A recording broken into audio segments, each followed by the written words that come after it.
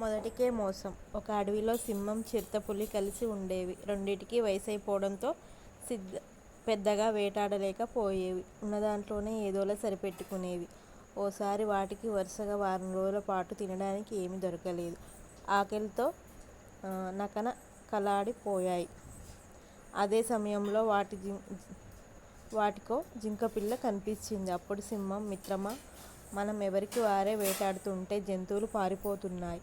ఈసారి ఇద్దరం కలిసి చెరోవైపు నుంచి దాడి చేద్దాం అని చెప్పింది. దాంతో చిరుతపులి సరేనంది. రెండూ కలిసి తెలివిగా వేటాడడంతో జింకపిల్ల దొరికిపోయింది. దాంతో వాటి సంతోషానికి అవధుల్లేవు. అయితే సింహం మాత్రం కలిసి వేటాడాలన్న ఆలోచన మొదట వచ్చింది నాకు. అందుకే ముందు నేనే తింటాను అంది. దానికి చిరుతకు ఎక్కడలేని కోపం వచ్చింది. దాంతో అక్కడ ఉన్నది చిన్న జింకపిల్లే. ముందు నువ్వు తింటే మొత్తం తినేస్తావు.